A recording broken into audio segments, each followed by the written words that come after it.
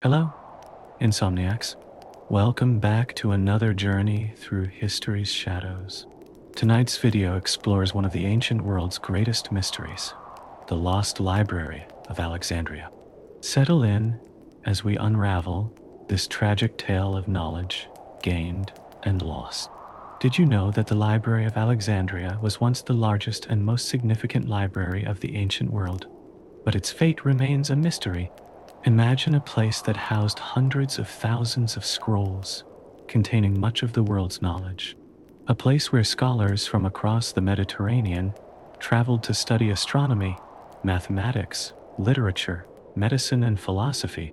Now, imagine that place vanishing almost completely from history, taking with it countless irreplaceable works of human genius.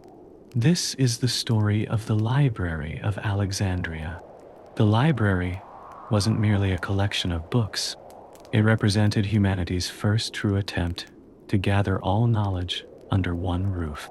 Founded in the 3rd century BCE during the reign of Ptolemy II Philadelphus, it formed part of the larger institution known as the Mausion, or Shrine of the Muses. The Mausion functioned as an ancient university, the first of its kind, where the brightest minds of the era gathered to study, debate, and expand human understanding. Alexandria itself was a relatively new city when the library was established. Founded by Alexander the Great in 331 BCE during his conquest of Egypt, the city was strategically positioned on the Mediterranean coast at the western edge of the Nile Delta. After Alexander's death, his empire was divided among his generals. Ptolemy I Soter, one of Alexander's most trusted commanders, took control of Egypt and established the Ptolemaic dynasty that would rule for nearly 3 centuries. It was Ptolemy I who first conceived of creating a great center of learning in Alexandria. His son, Ptolemy II Philadelphus, would transform this vision into reality. The Ptolemies were Macedonian Greeks who ruled over Egypt, and they sought to establish Alexandria as the cultural and intellectual capital of the Hellenistic world. The library was central to this ambition. By attracting scholars from across the Mediterranean, the Ptolemies enhanced their prestige and legitimized their rule over Egypt. The library's collection was assembled through methods both honorable and dubious. Ships entering Alexandria's harbor were searched for books, which were confiscated, copied, and then returned to their owners. The Ptolemies allocated vast sums to purchase scrolls from Athens, Rhodes, and other centers of learning. They sent agents throughout the known world to acquire rare texts. Legend has it that Ptolemy III even borrowed the official Athenian copies of the tragedies of Aeschylus, Sophocles, and Euripides, forfeiting a substantial deposit rather than returning these precious works. The physical structure of the library remains somewhat mysterious to modern archaeologists. No definitive remains have been identified, though it likely occupied part of the royal quarter of Alexandria. Descriptions from ancient authors suggest a monumental building with columned walkways, reading rooms, lecture halls, and gardens where scholars could stroll and discuss ideas. The main library building was supplemented by a daughter library in the Temple of Serapis, which housed duplicate copies and overflow materials. At its height, the library's collection was staggering. Ancient sources claim it contained between 400,000 and 700,000 scrolls. These numbers may be exaggerated, but even if the true figure was half that amount, it would still dwarf any other collection of the ancient world. Each scroll typically contained a single book of a larger work, so a work like Homer's Iliad might occupy multiple scrolls. This means the library housed tens of thousands of distinct works. The organization of this vast collection was a remarkable achievement in itself. Callimachus of Cyrene, a poet and scholar who worked at the library, compiled the Pinakas, or tables. This 120-volume catalog was the world's first library catalog. organizing works by subject and author. It included biographical information about each author and the first line of each work to help identify it. This systematic approach to organizing knowledge would influence library science for centuries to come. The library attracted the greatest minds of the Hellenistic world. Euclid developed his geometric principles there, producing the Elements, a mathematical textbook that would remain standard for over 2,000 years. Eratosthenes calculated the circumference of the Earth with remarkable accuracy using simple observations and geometry. His measurement was within 2% of the actual value, an astonishing achievement for the 3rd century BCE. Archimedes, though not permanently based at Alexandria, visited and corresponded with its scholars. His principles of mechanics and hydrostatics were influenced by the intellectual environment the library fostered. Herophilus conducted anatomical research, making discoveries about the brain, nervous system, and circulatory system that wouldn't be rediscovered for nearly 2,000 years. Aristarchus of Samos proposed a heliocentric model of the solar system, anticipating Copernicus by almost 18 centuries. The library's most famous director was Hypatia, a brilliant mathematician, astronomer, and philosopher who lived in the late 4th and early 5th centuries CEA. As a woman in a male-dominated intellectual world, her achievements were extraordinary. She taught Neoplatonic philosophy and wrote commentaries on classical mathematical works. Her brutal murder in 415 CE, torn apart by a mob of Christian zealots, is often symbolically linked with the final decline of the library. Though the reality is more complex, the scrolls themselves were primarily written on papyrus, a material made from the pith of papyrus plants that grew abundantly in the Nile Delta. Papyrus was lightweight and could be produced in large quantities, but it was also fragile and degraded over time, especially in humid conditions. Some particularly valuable texts were copied onto parchment, made from animal skins, which was more durable but also more expensive. The constant need to recopy deteriorating scrolls kept a small army of scribes employed at the library. The content of these scrolls represented an unprecedented collection of human knowledge. The library contained the works of playwrights like Sophocles, Aeschylus, and Euripides. It housed philosophical treatises by Plato, Aristotle, and countless others, scientific and mathematical works, historical chronicles, geographic surveys, medical texts, and religious writings from across the Mediterranean world and beyond filled its shelves. Many of these works existed nowhere else, making the library an irreplaceable repository of ancient wisdom. Translation was another significant activity at the library. The most famous translation project was the Septuagint, a Greek translation of Hebrew scriptures undertaken by Jewish scholars in Alexandria. This translation made Jewish religious texts accessible to Greek-speaking audiences and represents one of the earliest major translation efforts in history. Works from Persian, Egyptian, Babylonian, and other traditions were also translated, making Alexandria a true crossroads of global knowledge. The scholars of Alexandria did more than simply preserve texts. They actively engaged with them, developing the art of textual criticism. Different versions of the same work would be compared to establish the most accurate text. Commentaries were written to explain difficult passages, and grammatical analyses were conducted to better understand linguistic features. These scholarly practices laid the groundwork for modern philology and literary criticism. The intellectual culture of the library was marked by a spirit of inquiry and debate. Scholars from different traditions and backgrounds gathered to discuss ideas, challenge assumptions, and develop new theories. This cosmopolitan environment was unprecedented in the ancient world and wouldn't be matched until the rise of medieval universities nearly a millennium later. The library embodied the Hellenistic ideal of knowledge as a universal pursuit that transcended cultural boundaries. Alexandria's significance went beyond the library itself. The city became a center of cultural fusion, where Greek, Egyptian, Jewish, and later Roman influences blended to create new forms of art, literature, and philosophy. This cultural hybridization produced innovations in religion, such as the cult of Serapis, which combined elements of Egyptian and Greek worship. It also gave rise to philosophical movements like Neoplatonism, which would profoundly influence early Christian theology. The library was also a center for practical knowledge and technological innovation. Engineers and inventors found support for their projects under the Ptolemies' patronage. Ctesibius developed pneumatic machines and improved water clocks.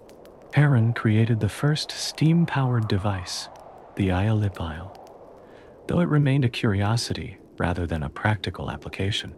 These mechanical innovations demonstrated the practical benefits of the mathematical principles studied in the library. The Ptolemies' support for the library wasn't purely altruistic. Knowledge was power in the ancient world, just as it is today. By controlling access to information, the Ptolemaic rulers enhanced their prestige and authority. The library symbolized their cultural sophistication and legitimized their rule over Egypt. It also provided practical knowledge that could be applied to agriculture, engineering, and warfare, strengthening the Ptolemaic state.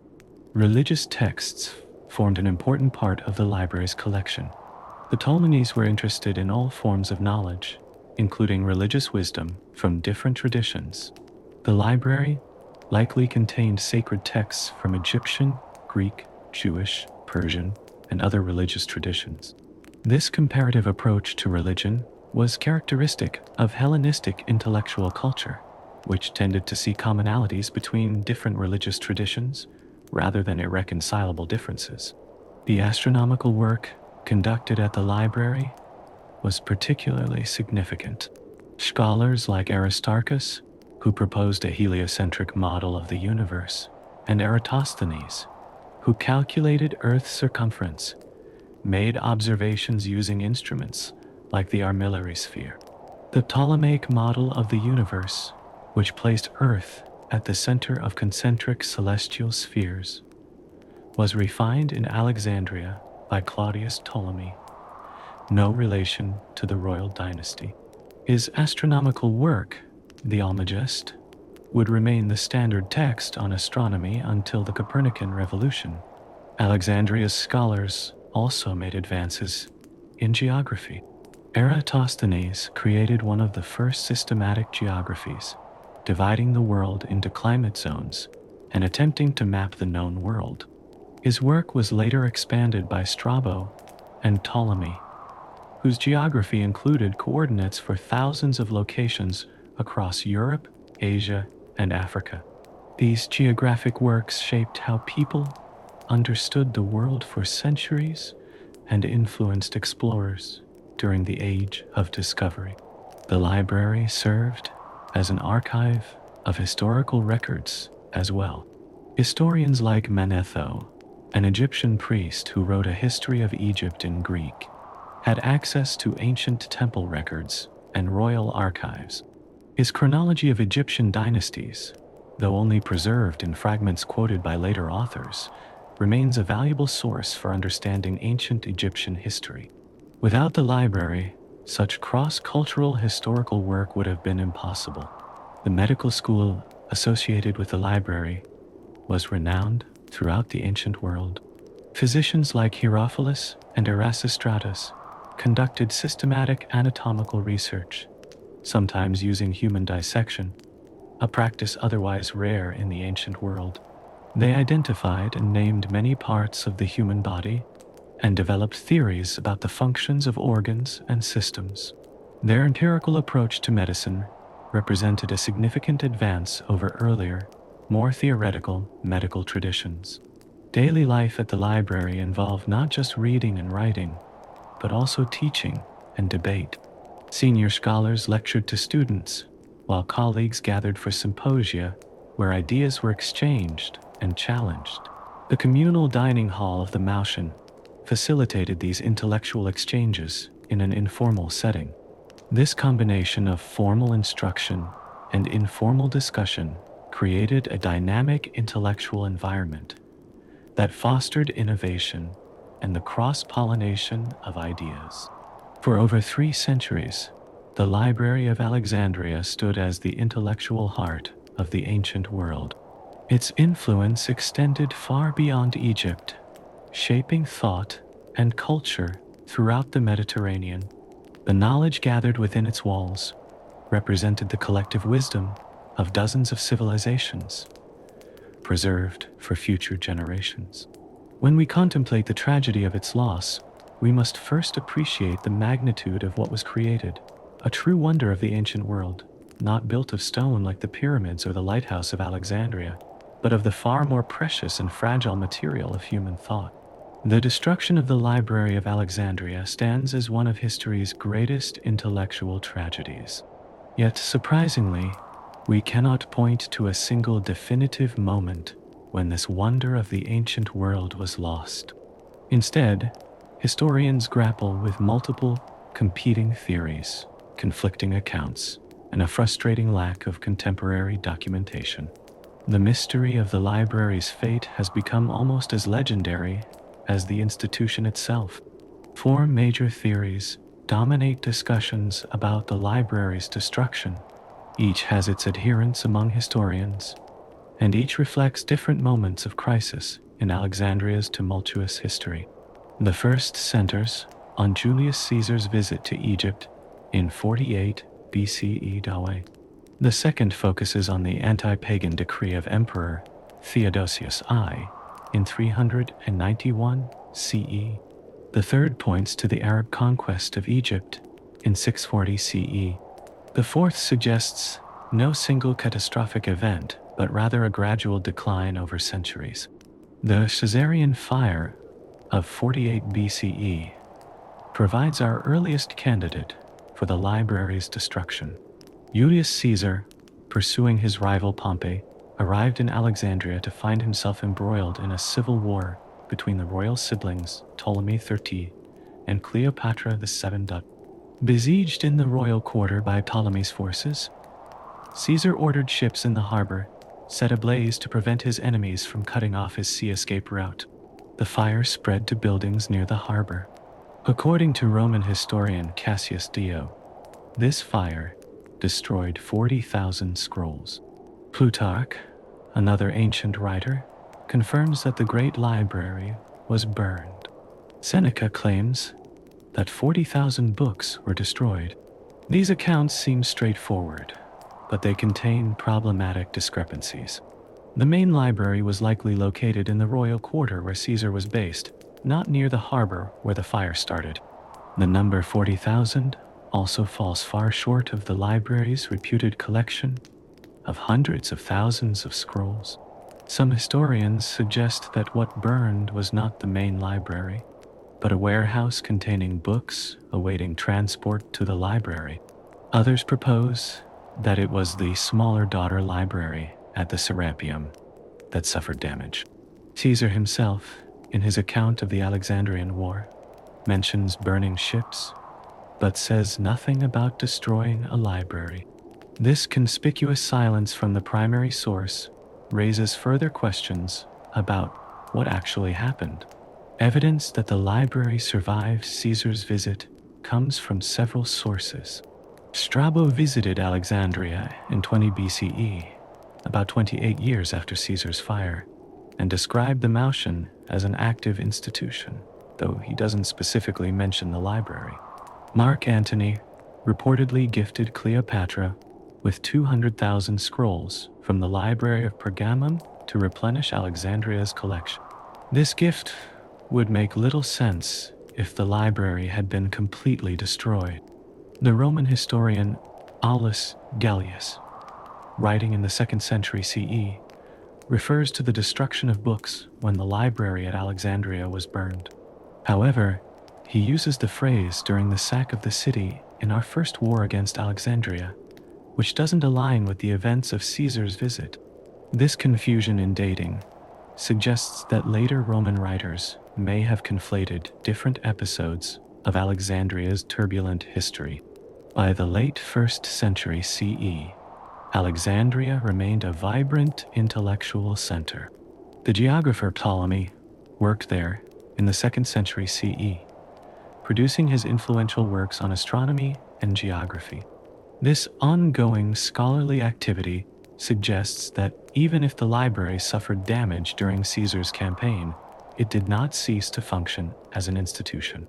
Alexandria's importance as a center of learning continued well into the Roman period. The second major theory points to religious conflict in 391 CE, nearly 4 centuries after Caesar. Emperor Theodosius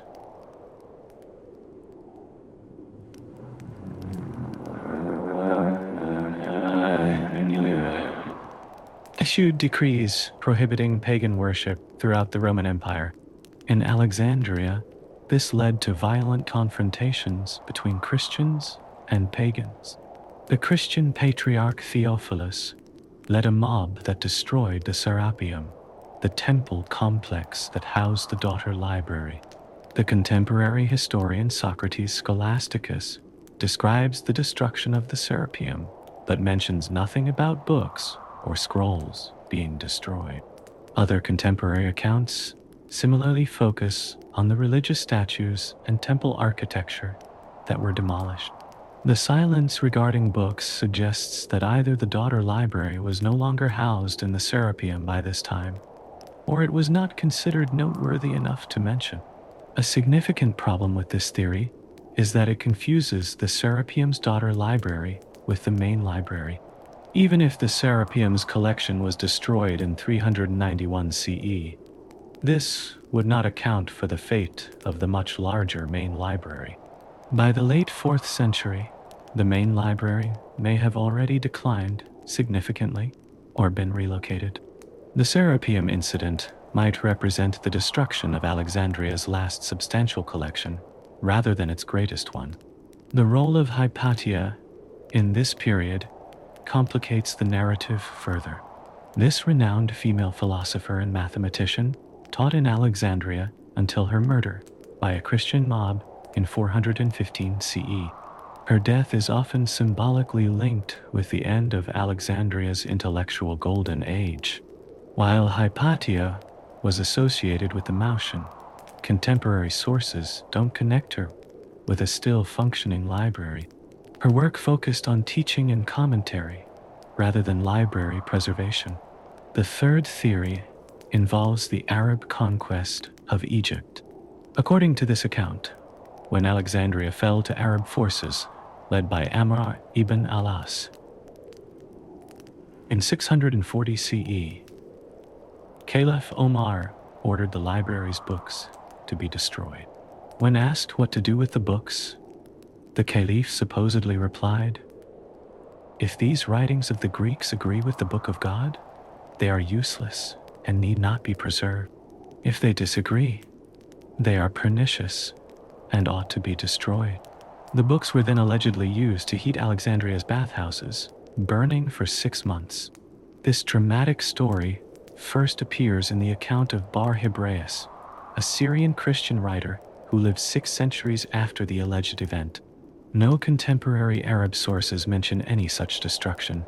The tale contains several anachronisms and inconsistencies that cast serious doubt on its reliability. Most modern historians dismiss it as anti-Muslim propaganda from the time of the Crusades rather than an authentic historical account. By the 7th century CE, it's doubtful that the original library of Alexandria still existed in any recognizable form. 6 centuries of war, fire, political instability, changing intellectual fashions, and material decay would have taken their toll. The library's famous collection would have been dispersed, destroyed, or allowed to deteriorate long before the Arab conquest. The papyrus scrolls themselves had limited lifespans, requiring constant recopying to preserve their contents. The fourth, and perhaps most historically plausible theory, suggests no single catastrophic destruction, but rather a gradual decline over many centuries. Libraries require continuous investment and institutional support. As Alexandria's political fortunes waned, so did the resources available to maintain its library. The Ptolemaic dynasty that founded the library ended with Cleopatra's death in 30 BCEY. Roman rulers had different priorities and often viewed Alexandria with suspicion as a center of potential rebellion. Political instability played a major role in the library's decline. Alexandria endured numerous crises under Roman rule. Emperor Caracalla massacred the city's youth in 215 CE. Queen Zenobia of Palmyra briefly conquered the city in 270 CE. Emperor Aurelian subsequently recaptured Alexandria, destroying much of the royal quarter where the library had been located.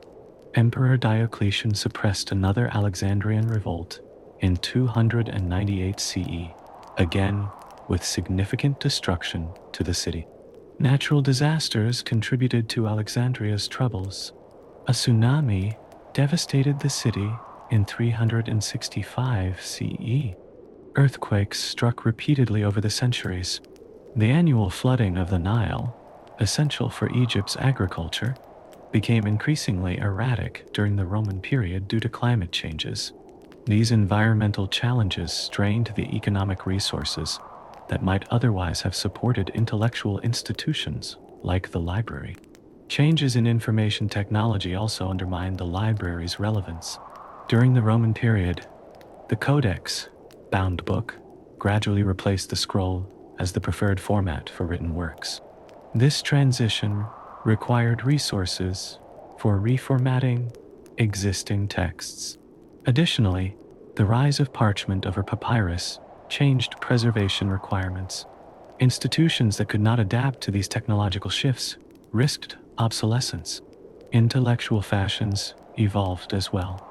The Hellenistic emphasis on collecting and systematizing knowledge gave way to more specialized and practical concerns during the Roman period.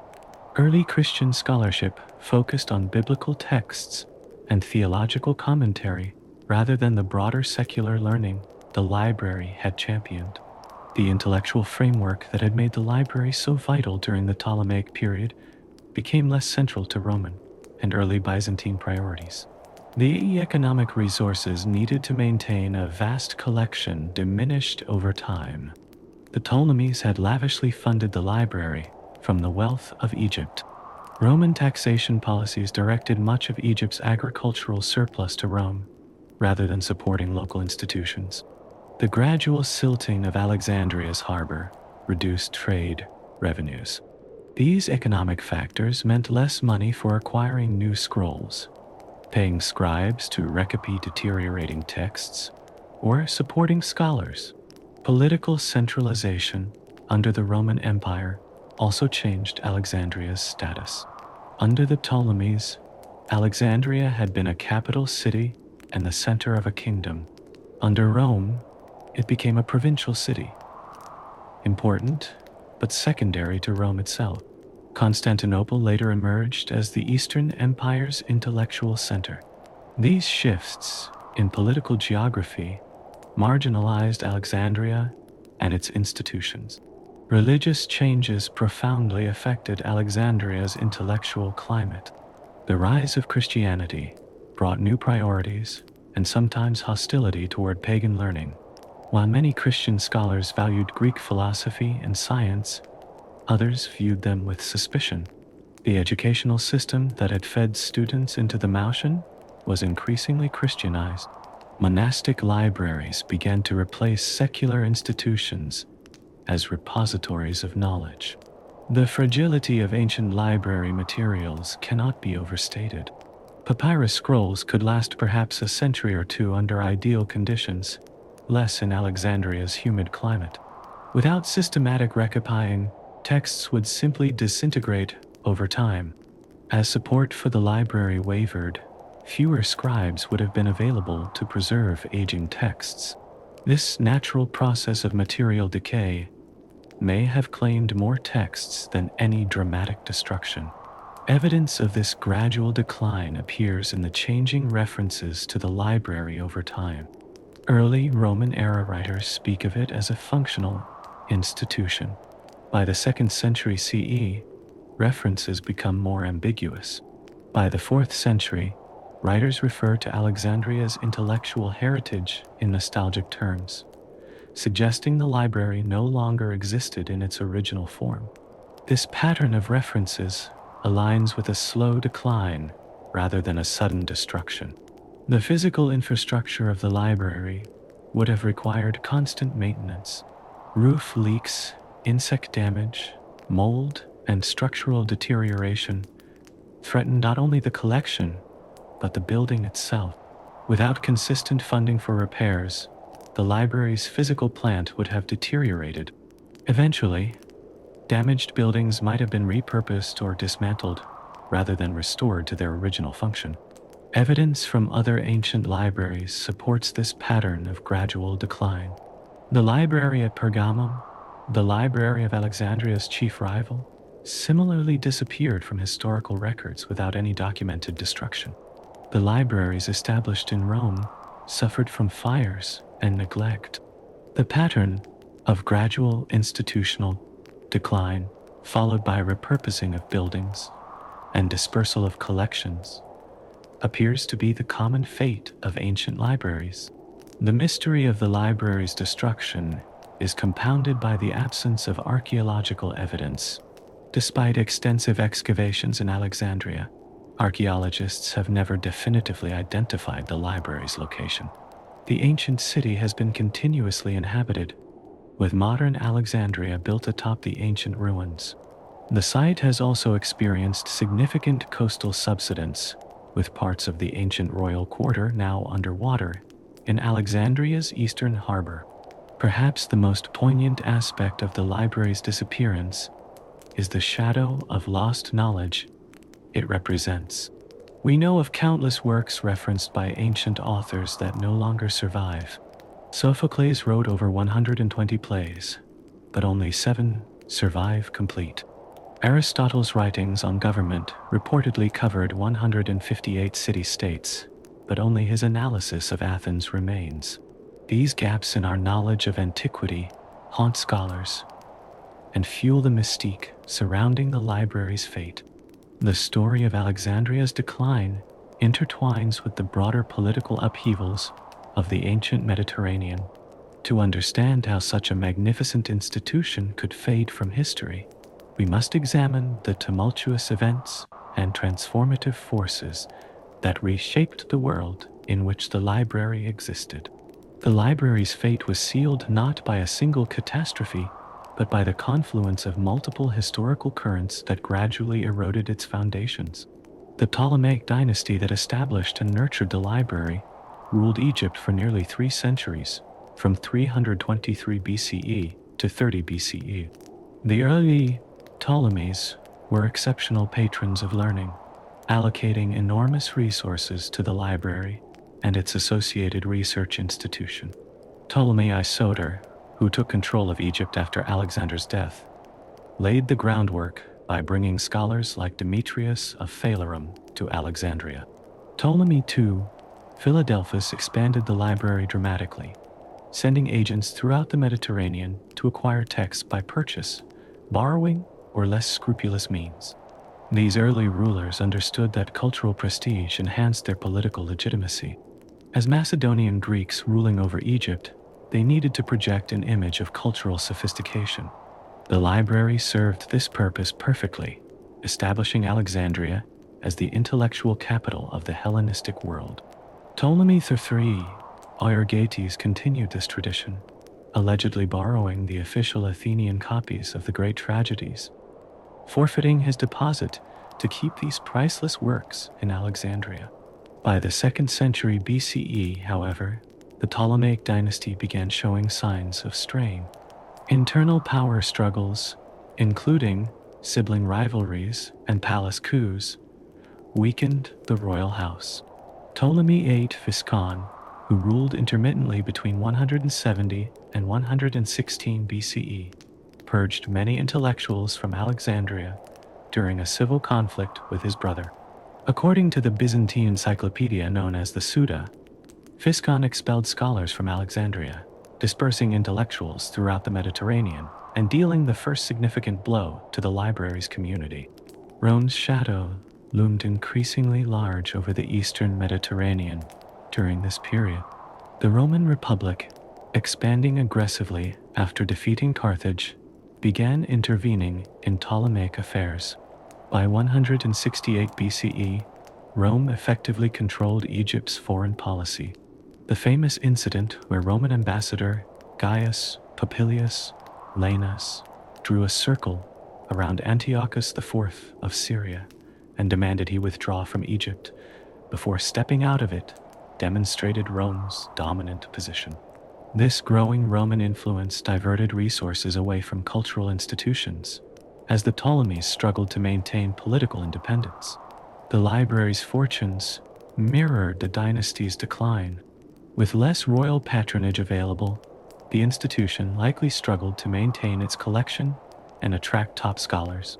The positions of library director and royal tutor, once held by luminaries like Eratosthenes and Apollonius of Rhodes, may have become political appointments rather than intellectual ones.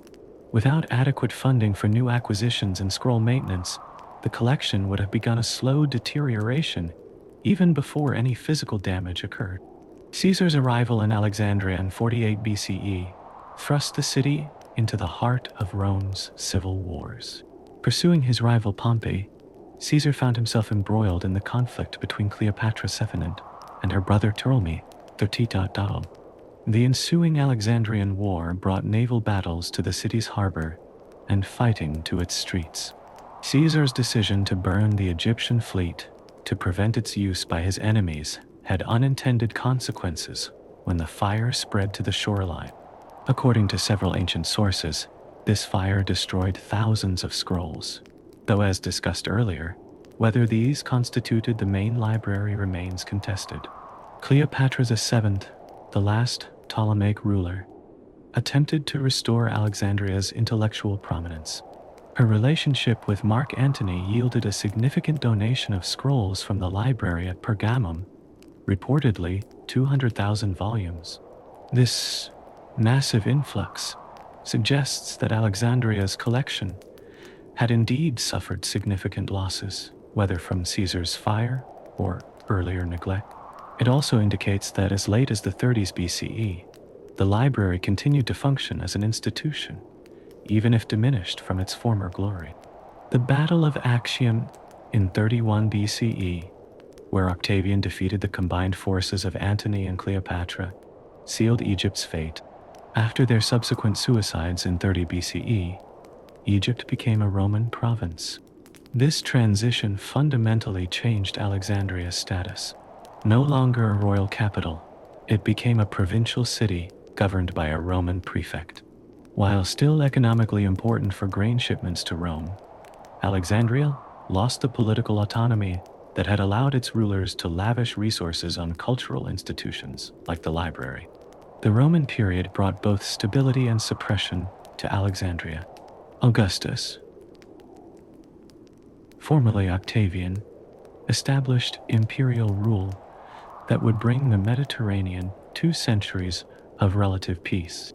Yet he viewed Alexandria with suspicion as a center of potential opposition and a reminder of his rival Antony.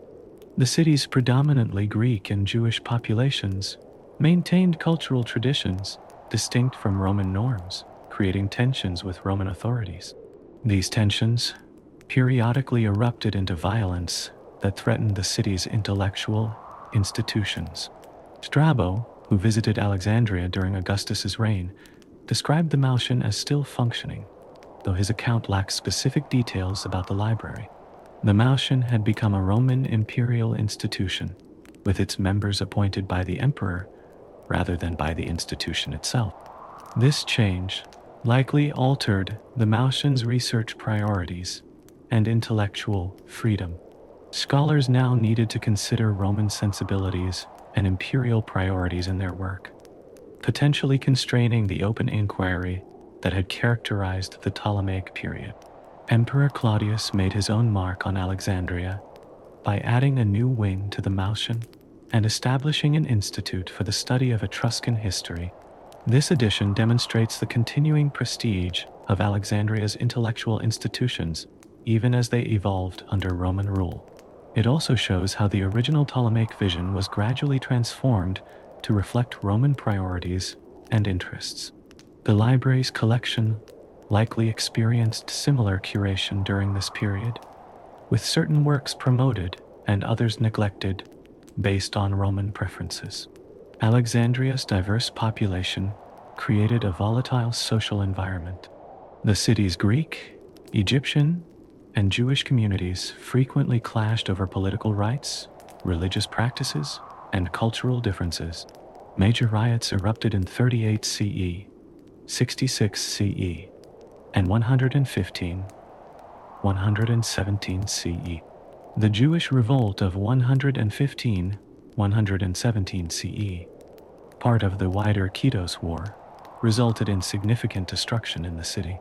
Though no sources specifically mention damage to the library during these conflicts, the general urban destruction would have threatened any intellectual institutions caught in the violence. Emperor Caracalla's visit to Alexandria.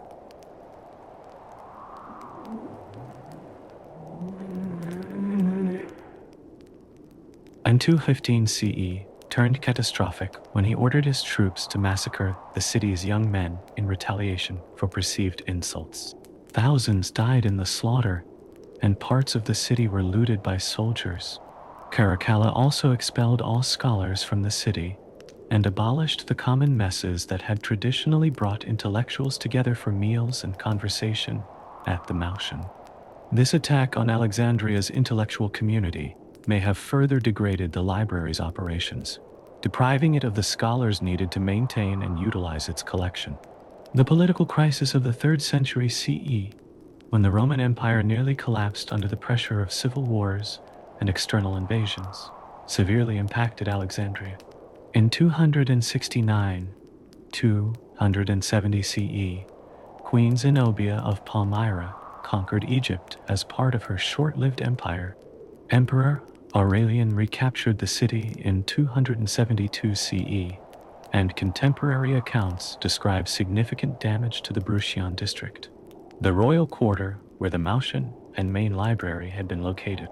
If any significant portion of the original library still existed at this time, it likely suffered damage during these military operations. Diocletian's suppression of a revolt in Alexandria in 297-298 CE brought more destruction to the city. The emperor besieged Alexandria for 8 months before capturing and sacking it. His victory was so thorough that he ordered the city's grain distribution to be reduced, a severe punishment for a population dependent on imperial food subsidies. During this period, Diocletian also ordered the burning of Egyptian books on alchemy, demonstrating Roman willingness to destroy texts perceived as politically or socially problematic. Christianity's growing influence brought new intellectual paradigms to Alexandria. The city became an important center of Christian theology, with figures like Clement of Alexandria and Origen developing sophisticated Christian responses to Greek philosophy. The Catechetical School of Alexandria, a Christian institution focused on biblical interpretation and theological training, gradually eclipsed the Mautian in importance. This shift reflected broader changes in intellectual priorities throughout the Roman world. As Christian scholarship gained imperial support and traditional pagan learning lost patronage, the Emperor Constantine's conversion to Christianity in 312 CE and the subsequent Christianization of the Roman Empire accelerated these changes. Constantine founded Constantinople as a new imperial capital in 330 CE, drawing resources and attention away from older cultural centers like Alexandria. Imperial patronage now flowed to Christian churches and schools, rather than institutions associated with pagan learning. The Mautian, with its pagan associations and traditions, likely found itself increasingly marginalized in this new religious landscape. The reign of Emperor Theodosius I, 379-395 CE, marked a decisive shift against paganism. His edicts banned pagan worship and sanctioned the destruction of temples. In Alexandria, Patriarch Theophilus led Christian mobs in destroying the Serapeum in 391 CE. This temple complex, which had housed the daughter library, was demolished and replaced with a church. Whether any significant collection of books remained in the Serapeum at this time remains unclear, but the destruction of this important intellectual space symbolized the changing priorities of the late Roman Empire. Hypatia, a brilliant mathematician, astronomer, and philosopher, represents the last flowering of Alexandria's classical intellectual tradition. The daughter of Theon, the last known member of the Mautian, Hypatia taught Neoplatonic philosophy and advanced mathematical concepts to students from across the Mediterranean. Her brutal murder in 415 CE, torn apart by a Christian mob during a period of heightened religious tension, has been viewed by many historians as marking the definitive end of Alexandria's ancient intellectual tradition. Environmental disasters compounded Alexandria's human-made problems. A major tsunami struck the city in 365 CE, destroying much of the coastal area and killing thousands. Archaeological evidence confirms the severity of this disaster, with buildings toppled and ships carried far inland by the massive wave. The tsunami would have damaged or destroyed any coastal structures, potentially including repositories of scrolls. The damage to Alexandria's harbor and commercial infrastructure would have further reduced the resources available for maintaining cultural institutions like the library. The administrative division of the Roman Empire also affected Alexandria's status. When Theodosius I formally split the empire in 395 CE, Egypt became part of the Eastern Byzantine Empire.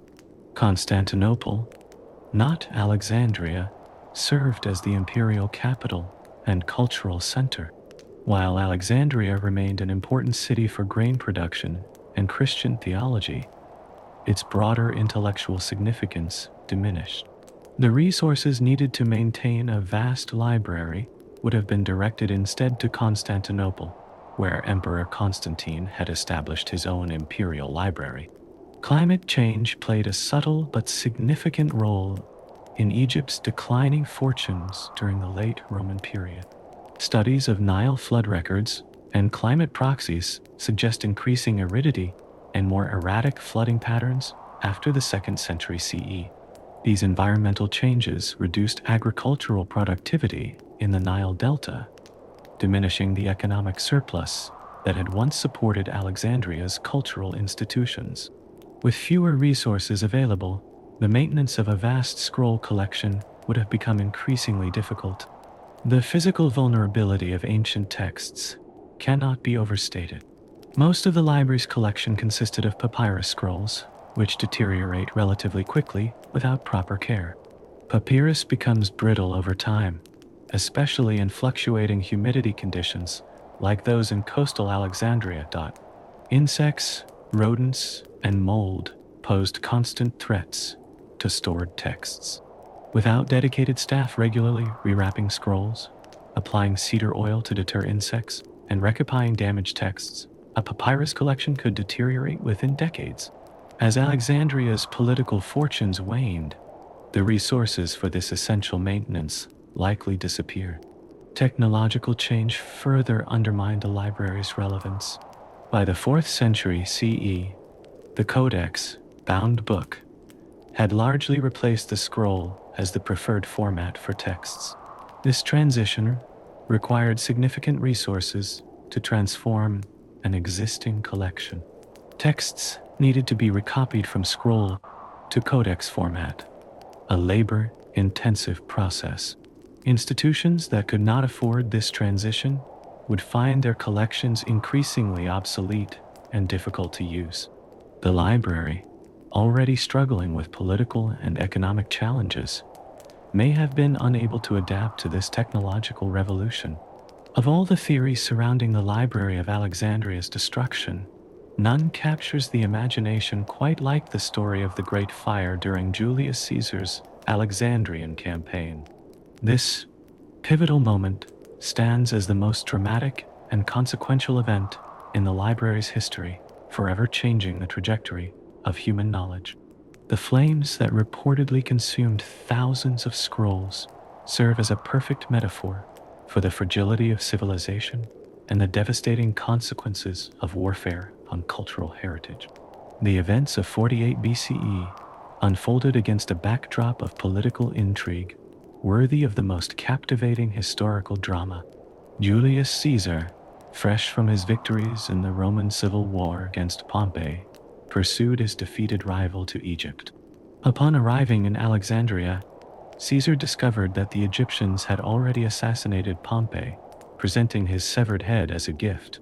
Rather than departing, Caesar became entangled in another conflict, a succession struggle between the teenage Ptolemy XIII and his sister Cleopatra VII.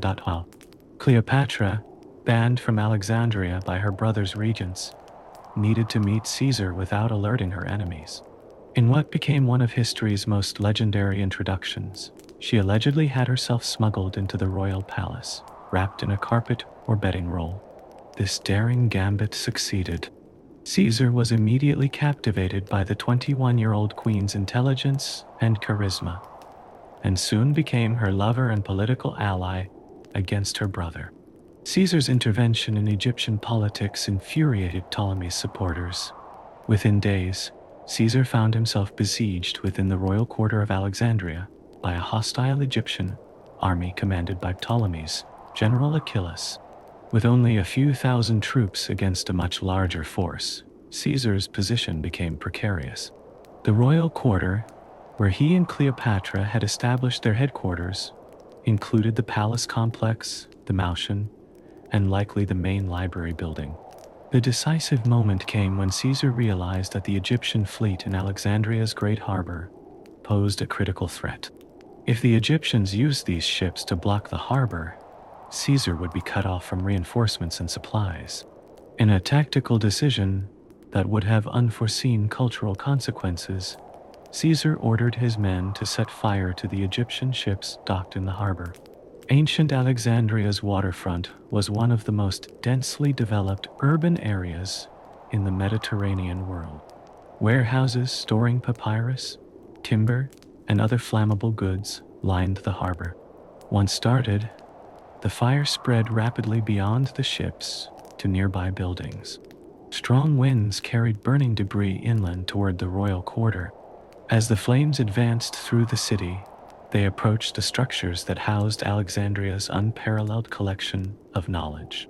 The contemporary Roman poet Lucan, in his epic Pharsalia, dramatically describes the fire's destruction. There perished the memorial of the world. Though writing a century after the events, Lucan's poetic phrase captures the tragedy that many Romans came to associate with Caesar's Alexandrian adventure. The fire that began as a military necessity ended as a cultural catastrophe, destroying what some ancient sources claim was up to 40,000 scrolls. Caesar himself, remarkably, never mentions the library in his own account of the Alexandrian War. This conspicuous silence has fueled centuries of debate. Did Caesar deliberately omit this detail to minimize his responsibility for cultural destruction? Or did the fire affect only peripheral storage areas rather than the main library? The ancient sources provide contradictory information, making it impossible to determine with certainty exactly what burned and how extensive the damage was. The most detailed ancient account comes from Plutarch, writing about 150 years after the events. He states that the great library was burned when the fire spread from the dockyards. The Roman historian Cassius Dio confirms that many places were burned, including docks, storehouses of grain, and repositories of books. Aulus Gellius specifies that a vast number of books were destroyed. These consistent references from multiple sources suggest that significant damage did occur to Alexandria's book collections, even if uncertainty remains about which specific buildings were affected. The fire's destruction was likely compounded by Alexandria's architectural features. The city was built on a grid pattern with broad, straight streets that could act as channels for the wind. Many buildings featured wooden structural elements and furnishings that would have provided fuel for the flames.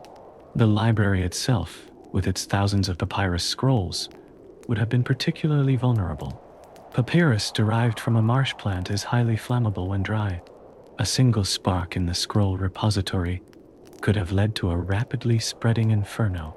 Eyewitness accounts described the night sky, illuminated by the towering flames, visible for miles along the coast and from ships at sea. The fire reportedly burned for several days, consuming entire neighborhoods before finally being brought under control. The psychological impact on Alexandria's residents must have been profound.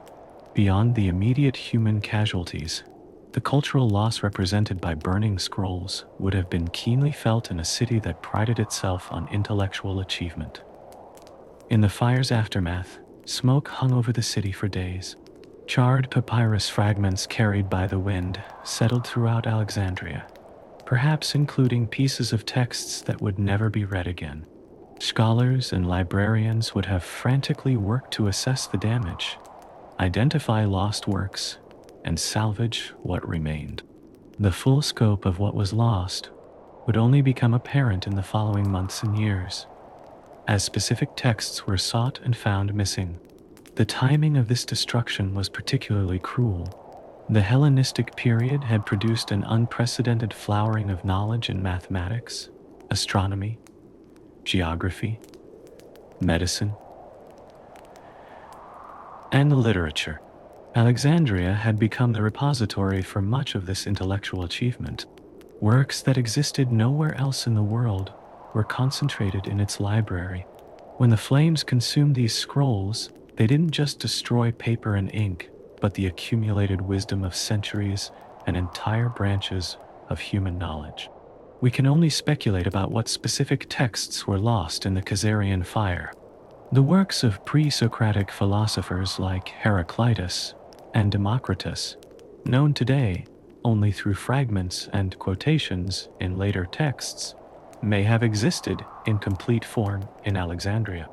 The missing books of Aristotle's Poetics might have illuminated his thoughts on comedy to complement his famous analysis of tragedy. Complete plays by Sophocles, Aeschylus, and Euripides, far beyond the handful that survive today, could have perished in the flames. Scientific knowledge suffered incalculable losses. The astronomical observations recorded over centuries at Alexandria provided critical data for understanding celestial movements.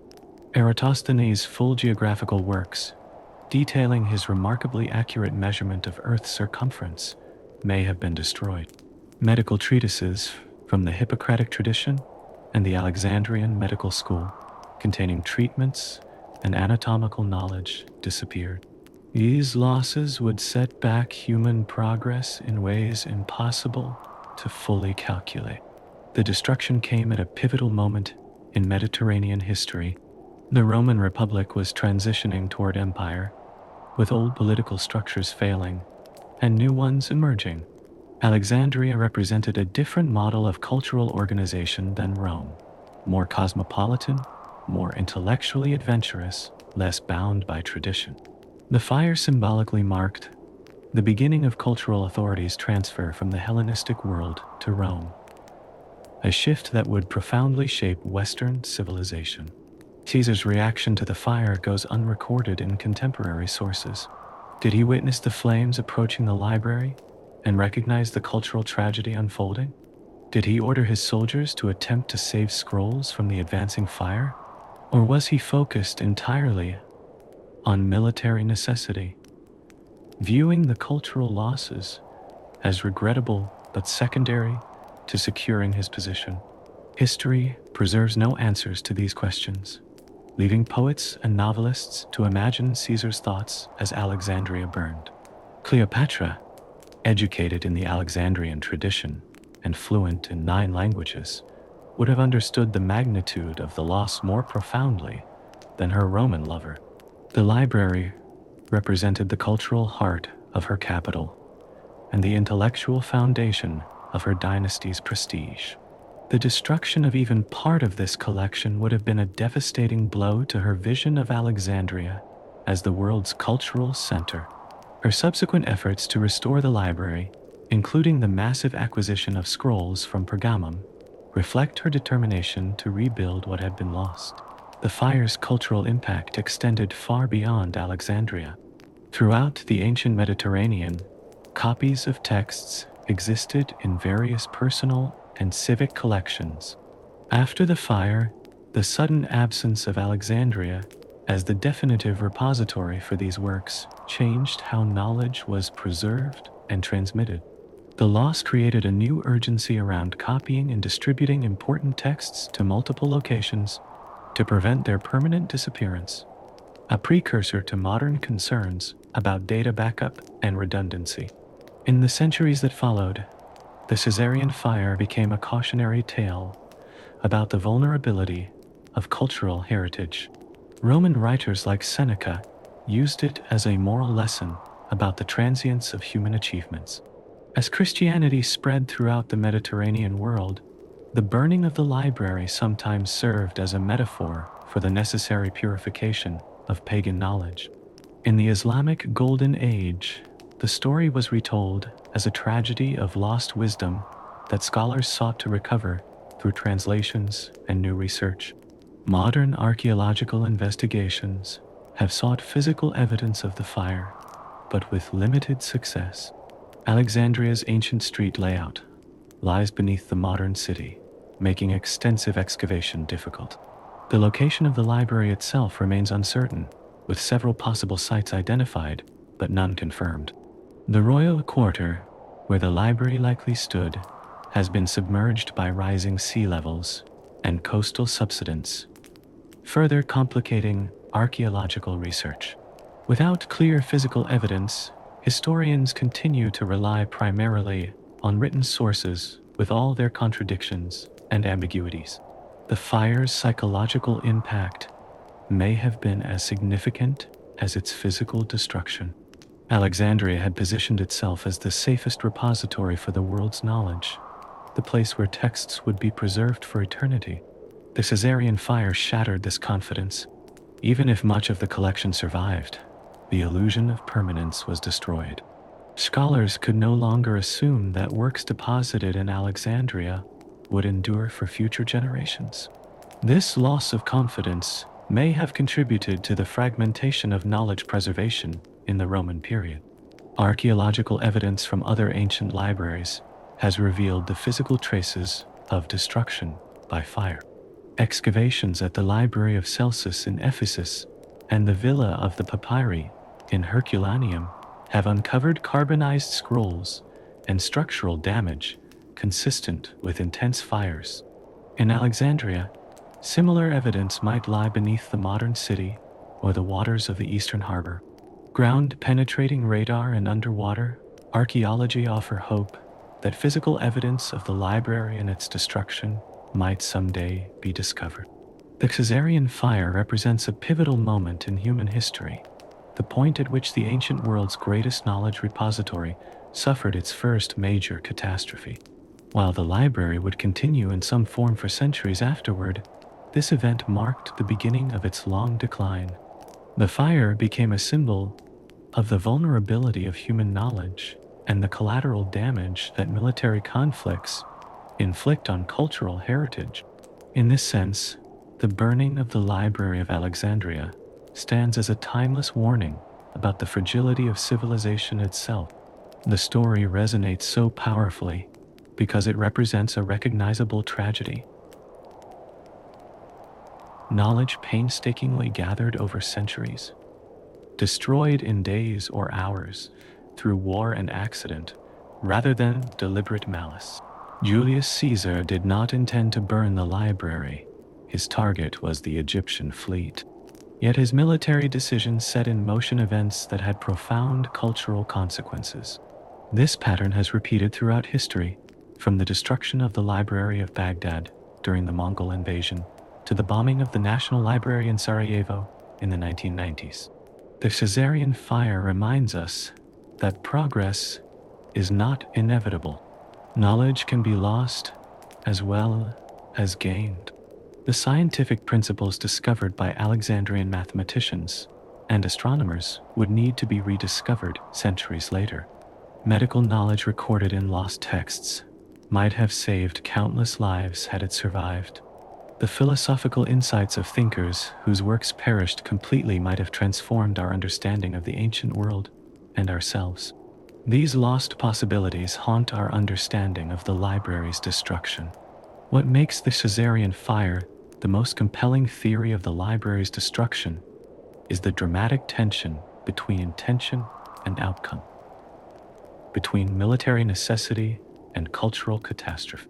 It embodies the tragic pattern where human actions, taken for immediate and rational purposes, produce unforeseen consequences that echo through centuries. The fire was not the end of the library. The institution would continue in diminished form for generations, but it marked the beginning of the end, the first step in a long decline that would eventually erase one of humanity's greatest achievements. The story of the Library of Alexandria offers us more than just a historical mystery. It serves as a powerful metaphor for both human achievement and fragility. In the library's rise and fall, we see reflected our own civilization's greatest aspirations and most profound vulnerabilities. The questions surrounding its fate continue to resonate because they speak to our deepest concerns about the preservation of knowledge and the sustainability of progress. The library's significance extended far beyond its physical collection. It represented a radical idea that human knowledge from all traditions deserved to be gathered, preserved, and studied in one place. This concept of universal knowledge transcending cultural boundaries was revolutionary in a world where information typically remained siloed within distinct cultural traditions. The library embodied an intellectual cosmopolitanism that was centuries ahead of its time, anticipating our modern global exchange of ideas. At its height, the library contained a significant portion of all written human knowledge. Ancient sources claim between 400,000 and 700,000 scrolls were housed within its walls. These scrolls covered every subject from astronomy and mathematics to medicine, literature, and philosophy.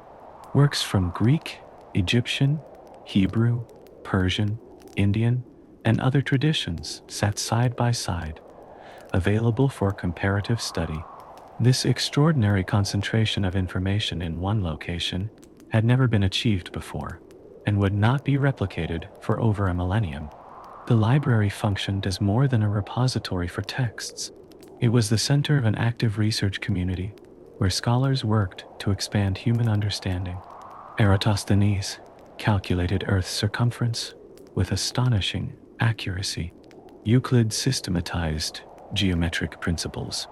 Aristarchus proposed a heliocentric model of the solar system nearly 1800 years before Copernicus. Herophilus and Erasistratus advanced anatomical knowledge through human dissection. These breakthroughs emerged from an environment that encouraged curiosity, methodical investigation, and the critical examination of received wisdom. When we contemplate the library's destruction, we must consider not only what was physically lost, but what might have been discovered had it survived intact. How might our intellectual and technological development have differed if the accumulated knowledge of the ancient world had been preserved and transmitted without interruption? Would the scientific revolution have occurred earlier? Would we have avoided the periods of cultural and intellectual stagnation that characterized parts of the medieval period? These counterfactual questions, while unanswerable, highlight the tragedy's magnitude. The mystery of exactly how and when the library disappeared speaks to the larger patterns of how civilizations rise and fall. Rather than a single catastrophic event, the evidence suggests a process of gradual decline, punctuated by moments of crisis. Political instability, changing priorities, economic constraints, and natural disasters all contributed to the library's fate. This pattern resembles the complex factors that have led to the collapse of other great institutions and civilizations throughout history. The four major theories about the library's destruction, Caesar's fire, Theophilus' attack on the Serapeum, the Arab conquest, and the gradual decline hypothesis, each captured different aspects of Alexandria's tumultuous history. Caesar's fire in 48 BCE represents the unintended cultural consequences of military conflict. The Serapeum's destruction in 391 CE reflects religious transformation and ideological shifts. The apocryphal story of the Arab burning, though historically dubious, symbolizes the transition between classical and medieval worldviews. The gradual decline theory reminds us that institutional failure often results from multiple stresses over extended periods. Of these theories, the Caesarian fire emerges as the most pivotal moment in the library's history. While it likely did not destroy the entire collection, contemporary sources confirm significant damage to Alexandria's book repositories. The timing was particularly consequential, coming at the end of the Ptolemaic period, when the library had reached its zenith. The fire marked the beginning of a long decline, from which the institution never fully recovered, despite efforts at restoration under Cleopatra and later Roman emperors. The library's eventual disappearance coincided with broader transitions in how knowledge was organized and transmitted. The rise of Christianity shifted intellectual priorities from comprehensive secular learning toward theological concerns. The Codex replaced the scroll as the dominant book format.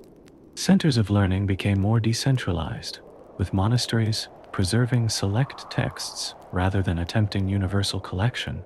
Alexandria's role as the Mediterranean's intellectual focal point gave way to Constantinople, Baghdad, and eventually medieval European universities. Perhaps the most remarkable aspect of the library's story is how completely it vanished. No definitive archaeological remains have been identified. No comprehensive catalog of its holdings survived. We know of its contents primarily through references in surviving texts, which mention thousands of works that no longer exist. This physical disappearance adds to the library's mystique, transforming it from a historical institution into an almost mythical symbol of lost knowledge. The loss of the library had profound consequences for our understanding of the ancient world. We possess only a fraction of the works produced by classical authors. Of the approximately 120 plays written by Sophocles, only 7 survive complete. Aristotle's extensive writings on politics, of which only his analysis of Athens remains intact, would have illuminated dozens of ancient political systems. Scientific and mathematical treatises, historical chronicles, philosophical debates, and literary masterpieces vanished completely or survive only in fragments and quotations. This loss extends beyond the works themselves to the contextual understanding they would have provided. Ancient texts often refer to earlier works, traditions, and historical events that are now obscure or completely unknown to us. The library's collection would have filled countless gaps in our knowledge, allowing a more complete and nuanced understanding of ancient civilizations. Without these materials, modern scholars must reconstruct the ancient world from fragmentary evidence, like archaeologists assembling a mosaic from scattered pieces. The destruction of the library also represents a cautionary tale about the vulnerability of information storage systems. No matter how comprehensive or well organized, collections that exist in only one location remain susceptible to catastrophic loss. This lesson has influenced modern approaches to information preservation, which emphasize redundancy, distributed storage, and multiple formats, from medieval scriptoria producing copies of manuscripts to contemporary digital backup systems. The strategy of creating multiple copies in different locations stems partly from the library's cautionary example. Alexandria's loss accelerated the fragmentation of ancient knowledge. Without a central repository where texts could be compared and verified, variant versions proliferated. Transmission errors accumulated as works were copied and recopied without authoritative references. Some texts survived only through translations that lost nuances of the originals. Others persisted in abridged or modified forms, adapted to the priorities of the cultures preserving them. This fragmentation made the recovery of ancient knowledge during the Renaissance more challenging, as humanist scholars struggled to reconcile contradictory versions of classical texts. The Library of Alexandria has become a powerful cultural symbol that resonates far beyond academic historical discussions. It represents humanity's aspirations for comprehensive knowledge and the fragility of even our greatest cultural achievements. References to the library appear in literature, film, and popular culture as a shorthand for both intellectual ambition and tragic loss. The story continues to captivate us because it touches on fundamental questions about civilization's purpose and vulnerability. Modern attempts to recreate the library reflect this enduring symbolic power. The Biblioteca Alexandrina, opened in 2002 near the site of the ancient library, explicitly invokes this legacy. With space for 8 million books, digital archives, museums, and research centers, it attempts to recapture the spirit of its ancient predecessor. This modern incarnation acknowledges that while the original collection can never be recovered, the ideal of universal knowledge that the library represented remains compelling and relevant. Digital technology has revived the Alexandrian dream of gathering all human knowledge in one accessible repository. Projects like Google Books, the Internet Archive, and various digital library initiatives share the ancient library's ambition for comprehensive collection. The challenges they face, from copyright restrictions to format obsolescence to digital preservation, echo, in some ways, the difficulties that the ancient library encountered with scroll deterioration, political interference, and resource limitation. The story of the library reminds us that the preservation of knowledge requires more than buildings and collections. It demands ongoing institutional commitment, adequate resources, and cultural values that prioritize learning and intellectual heritage. When these supporting factors erode, even the greatest repositories become vulnerable. This lesson has particular relevance today as libraries, archives, and cultural institutions worldwide face funding challenges, political pressures, and questions about their continued relevance in a digital age.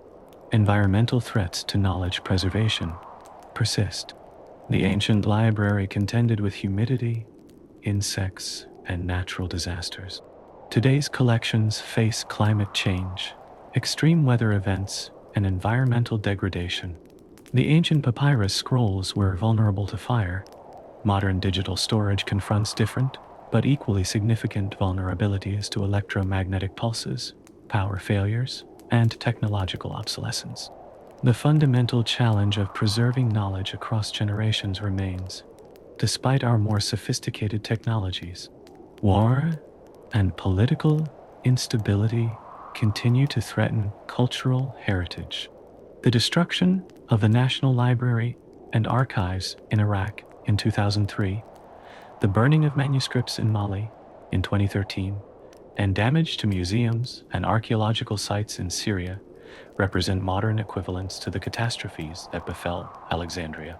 These events remind us that the tragedy of lost knowledge is not merely historical, but ongoing. Cultural repositories remain vulnerable, collateral damage in human conflicts, Just as the library was caught in the crossfire of Caesar's Alexandrian campaign, the library's story challenges us to consider how future generations will judge our stewardship of knowledge. What are we preserving, and what are we allowing to disappear? Digital information, despite its apparent permanence, proves surprisingly fragile when storage formats become obsolete or data degrades. Indigenous knowledge systems vanish as languages die and oral traditions are interrupted. Scientific data sets become unusable when their context and methodologies are insufficiently documented. Are we creating our own versions of Alexandria's loss through neglect or misplaced priorities? Yet, the library's legacy also offers hope. Despite its eventual destruction, the knowledge preserved and advanced at Alexandria profoundly shaped human civilization. Euclidean geometry, Ptolemaic astronomy, anatomical discoveries, and philosophical concepts developed or studied at the library outlived the institution itself. They were transmitted through copies, translations, and the scholars who carried Alexandrian learning to new centers. This diffusion ensured that the library's intellectual achievement transcended its physical destruction. What truly happened to the Library of Alexandria? The most accurate answer acknowledges complexity rather than seeking a single dramatic moment. The library suffered from Caesar's fire, religious conflicts, political neglect, economic constraints, and the natural processes of institutional decline. No villain deliberately destroyed all knowledge. Rather, a convergence of factors gradually eroded one of humanity's greatest cultural achievements. The lesson lies not in assigning blame, but in recognizing the fragility of knowledge and the constant effort required to preserve it. As we reflect on Alexandria's lost library, we might find its most enduring legacy in our continued quest to gather, preserve, and expand human knowledge. Each digital archive, university library, and scientific database carries forward the Alexandrian ideal. Every effort to translate texts, preserve endangered languages, or digitize fragile manuscripts honors the work of those ancient scholars who sought to gather the world's wisdom under one roof. In this sense, the library never truly died. Its spirit lives in our ongoing commitment to collective human understanding. So, what do you think happened to the lost city of Alexandria's library? Was it Caesar's fire that dealt the fatal blow? Was it religious zealotry tearing down the old to make way for the new? Was it simply the slow decay that claims all things in time? Perhaps it was all of these, each contributing to the loss of this wonder of the ancient world. Share your thoughts in the comments below. If you enjoyed this exploration of ancient mysteries, consider subscribing to Insomnia History for more journeys through history's shadows. Our next video will examine the vanished civilization of Angkor Wat and how a vast Cambodian empire could disappear into the jungle. Until then, remember that while knowledge may be fragile, our quest to preserve and expand it continues unbroken from Alexandria's time to our own. Good night, and sleep well with the wisdom of the ages.